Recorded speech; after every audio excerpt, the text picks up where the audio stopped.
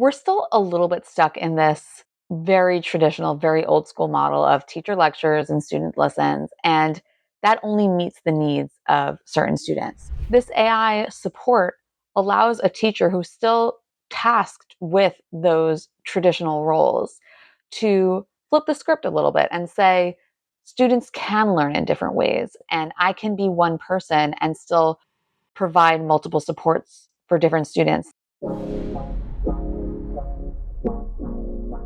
Today, we're headed into the classroom to see how forward-thinking educators are using AI to reach their students and also modeling a take-charge approach to learning.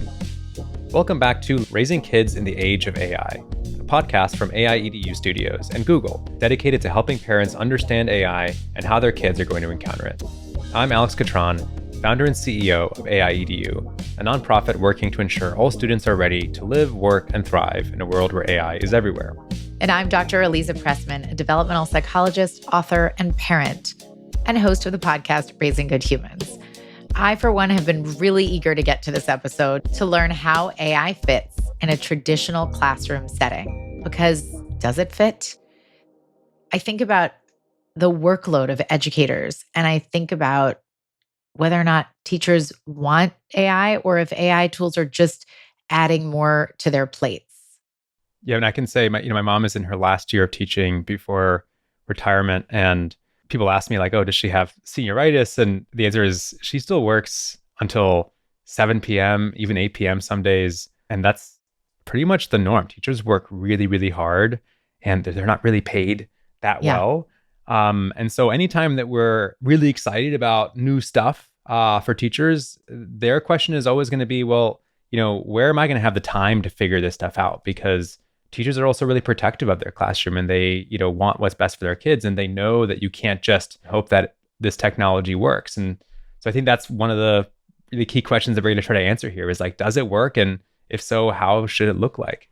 And my mom was also an educator for many years, though she's retired. And I remember her working till the latest hours and being so dedicated. But if there was a way to have that high quality work and also integrate AI to help support that work, that'd be amazing.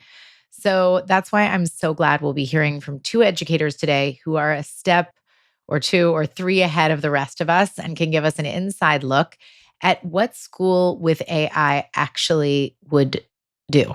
Yeah, we're going to hear from a special education and technology teacher who uses AI to reach a wide diversity of learners. And we're also going to hear from a former math teacher and the current head of global education impact at Google about how they're finding ways to amplify and augment their own best practices as educators with some new possibilities that AI tools offer. I think that's just the question I'm concerned with. Who is driving this bus? Is it the technology, or are educators and families still in the driver's seat? What are you seeing and hearing from teachers, Alex? Yeah, Lisa, that's the million-dollar question. This is really sort of new frontiers for everyone, and most teachers are still in the process of wrapping their heads around, how to use the technology themselves, and frankly, how to keep up with their students who are also figuring out for themselves how they want to use the technology. And school systems are figuring out what policies and procedures they need to have in place. And I'm curious, how have you talked about technology in educational settings with the parents that you advise? I kind of go back to saying the same thing over and over, which is the core principles of parenting. And it would be the same in the relationships with teachers and educators. Relationship, reflection, regulation, rules, and repair are kind of the principles that we have to keep going back to. How is the relationship between myself and the student? And when we inevitably make mistakes, which we will, this is all brand new, and we make mistakes with things we're perfectly fluent in and know a lot about because we're human, we make repairs and we come back to connection and we start again. Okay, so we've got a lot of good things to keep in mind as we hear from our first guest. She's a public school teacher in one of the largest school districts, actually the largest school district in the country, New York City Public Schools. My name is Shira Moskovitz, and I am a special education and technology teacher in New York City. I teach in a predominantly English language learner population. One of the things that I get to do in my school is a tech coach. So teachers can come to me and discuss challenges that they're having in the classroom, and I can find tech ways to sometimes solve what isn't always necessarily a technology problem. Shira isn't only working with students with different abilities and needs. She's also working closely with subject area teachers to help them make use of tech, including AI tools in the classroom. And she told us one story that really stuck out to me. It was a teacher who came up with a problem. His class was just not into the lesson. So this past year, the science teacher, we were working through a coaching cycle, and he had some behavior management challenges in his classroom, combined with some engagement issues. Students weren't completing tasks, they weren't participating, answering questions. I said, let's take a step back and think about engagement. Let's think about how do we make this content relevant, relatable, and also appropriate for all the different types of learners in his class. So what I showed him how to do was to take his current unit, feed it into AI, and create a project-based learning curriculum and assignment for the entire unit.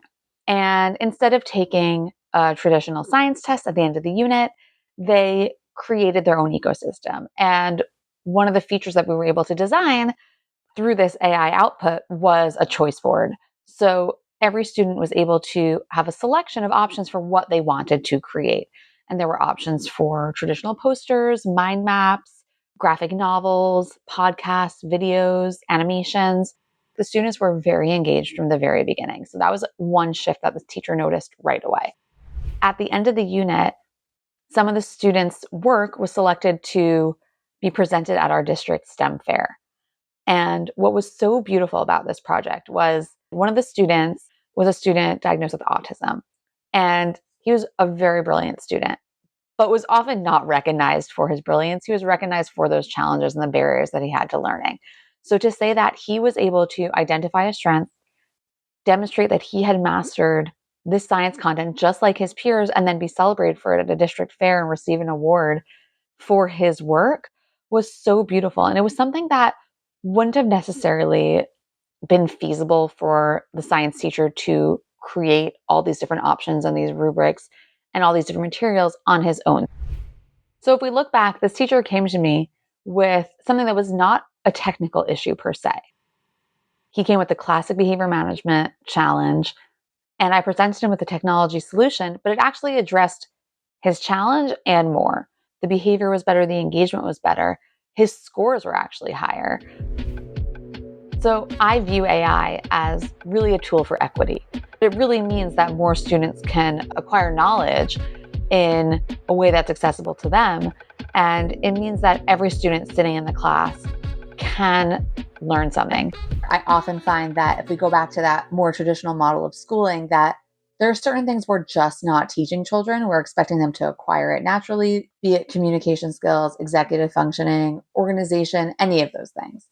And there's not really a curriculum to teach it. So 2 years ago, actually, I had a group of fifth graders who were all struggling with executive function, and no one prepared me to have the assignment of teaching them executive function. I said, I have these students who present with these challenges. I want a lesson and a game to go with each of these skills. And it created it for me, giving me both digital and analog tools to support students in these areas. And before this access to AI, I never would have been equipped to do that. And some of these skills, the students would never be equipped to practice them. There's this gut reaction that adults feel because we didn't go to school with this technology, that giving technology to students, specifically giving AI to students, is taking away their ability to acquire knowledge. Honestly, it's the same thing with spell check. There's still people who get very upset that students have access to spell check.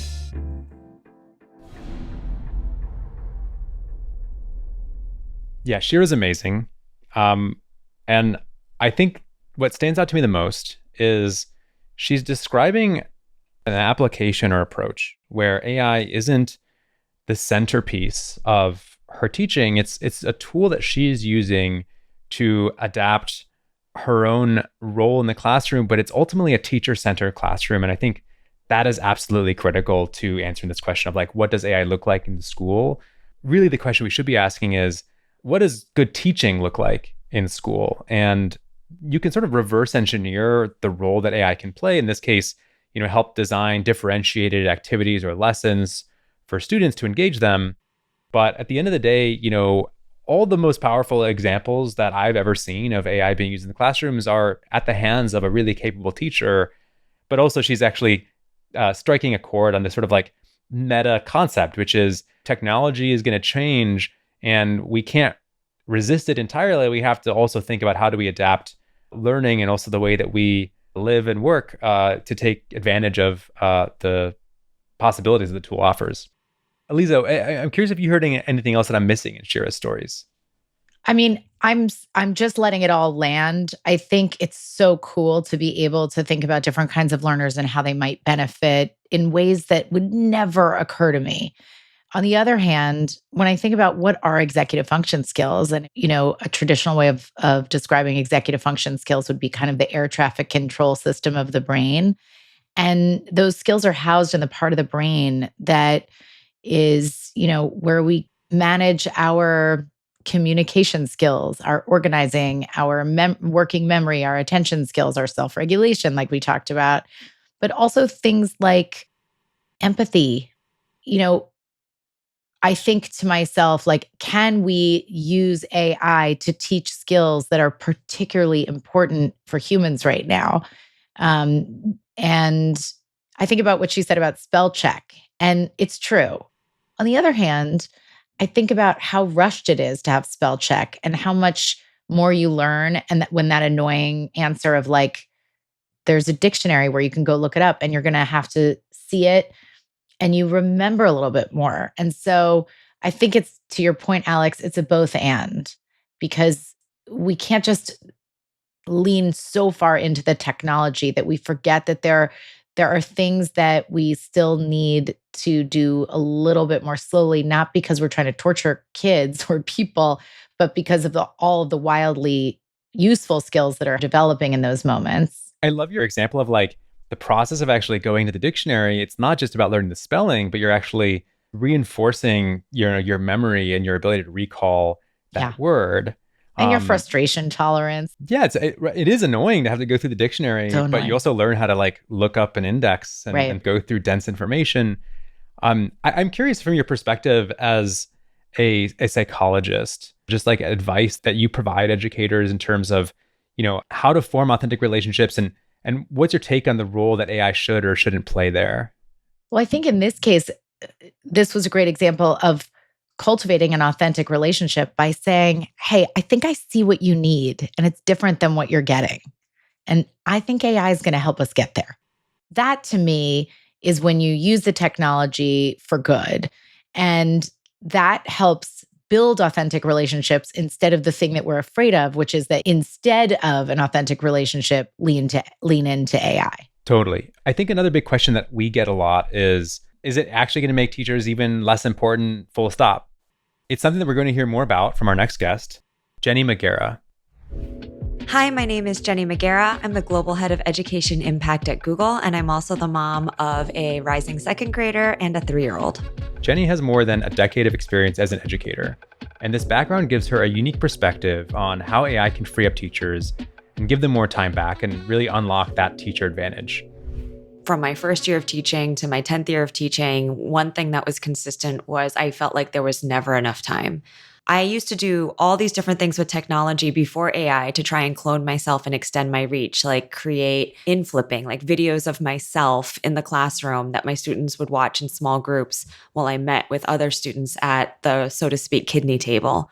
But with AI, I don't need to spend the hours and hours I would do every night filming myself and re-recording the same lesson at 6 different levels. I can use these AI tutors and supports to extend my reach and amplify the impact that I can have with the students in the same number of hours.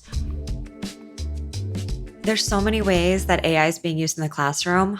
It starts before the kids are in the classroom. So, that teacher sitting in their room late at night, early in the morning, during their prep, if they're lucky and they have a prep, using generative AI, getting on Gemini to build a lesson plan from scratch, or to take a lesson plan that is tried and true and they've used every year and make it even better. Say like, hey, I've taught this lesson for the past 10 years. How do I refresh it? How do I differentiate it so I can meet different students' learning needs? Then when the students are in the classroom, it's helping me understand where they're at. So as I'm walking the room, as I'm engaging with students to understand what are the common misconceptions, it's giving me that feedback. It's almost like I'm the head coach of a, Big Ten football team. And I've got like all the other assistant coaches in my ear telling me like, hey, you need to go over here. Hey, this is happening. Hey, let's, pause this lesson and regroup because they're not getting it. We need a timeout. So that's really magical. A lot of times when people talk about the future of education with technology, with AI, they're thinking a lot of different visions. But I will tell you what I really don't want it to be. I don't want AI to replace the teacher. I don't want AI or technology to become the way, singular, that students learn, or even the majority way that students learn. I am a huge sci-fi nerd. I am a Trekkie. But there is that reboot, the J.J. Abrams reboot of Star Trek. And in one of his films, they show the Vulcan Academy and they show young Spock there. And it's essentially like a huge amphitheater with sunken holes in the ground with 360-degree screens. And all the little Vulcans are alone in these holes surrounded by screens learning. This is like a nightmare dystopian version of education. Technology should be ubiquitous, yes, but also invisible. It shouldn't be the focus of the classroom. It should be elevating that impact of the teacher, that voice of the teacher, the voice of the student, allowing them all to have those deeper interactions with each other so that no matter how far into the future we go, no matter how AI evolves, humans are still the stars of the show. Okay, so Jennie doesn't see AI replacing teachers, but she does talk about it helping teachers spend more time directly helping students without overextending themselves. I remember being that kid who, always had my hand up. I was hand up Hannah. And after a while, you do that tripod thing where you're propping your hand up and then you slump and your hand's falling asleep and you're losing blood circulation. And by the time someone called on me as a kid, I kind of forgot why my hand was up or what I was answering. And now with AI, it's really interesting because we can engage the students a lot more quickly. So if it's like they have a question, they don't have to wait for the one teacher to be able to call on them. They can engage with that AI, ask the question, get that real-time support. And then when they get to that higher level synthesis or more difficult or complex challenge, they could bring that to the teacher. So they're bringing a much more finished product or a much more workshopped question to the instructor, to the teacher, and it's building that resilience in the student. It's allowing them to say hey, I have the tools and the agency and the ability and the power to help myself, which is good for them in life. Another thing I hear a lot from other parents is, oh no, we shouldn't use AI. It's going to stupefy our children. They're going to over rely on it. I definitely hear it. And I want to say we're always thinking about that too.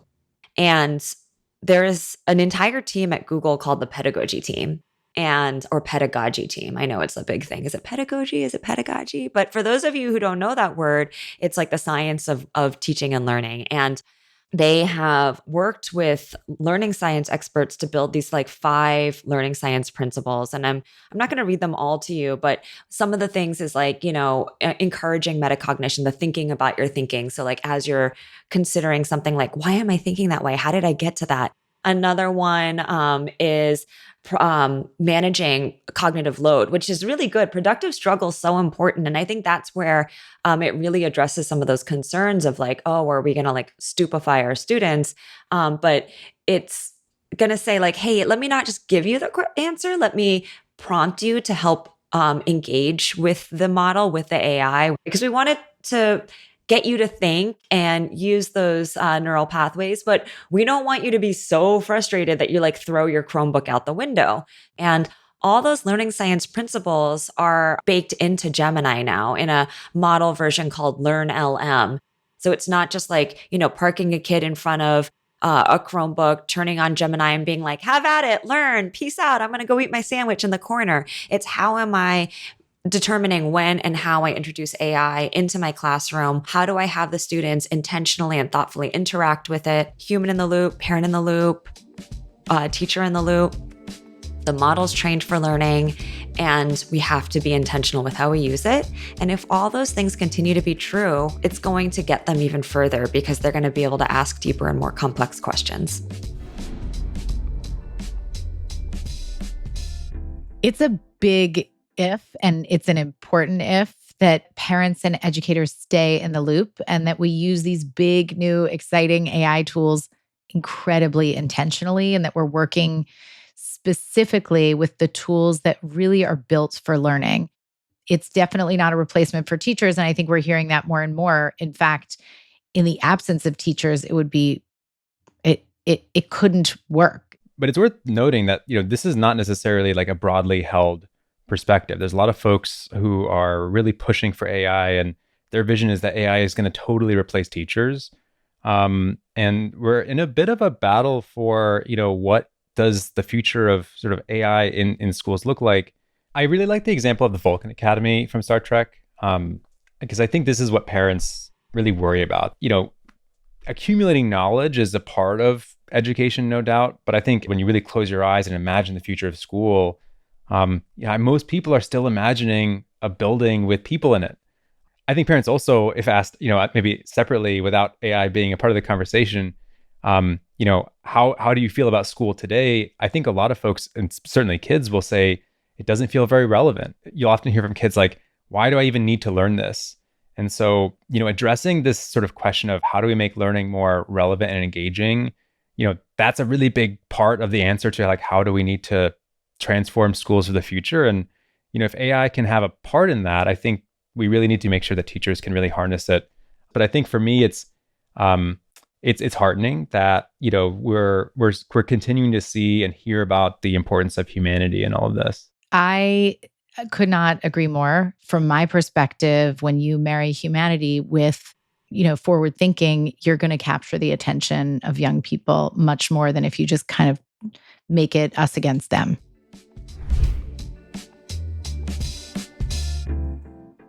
Thank you so much for listening. Join us again next week when we take a look at AI not as a writer, but as a writer's aid, and how it may or may not change the way we think, learn, and write in the future.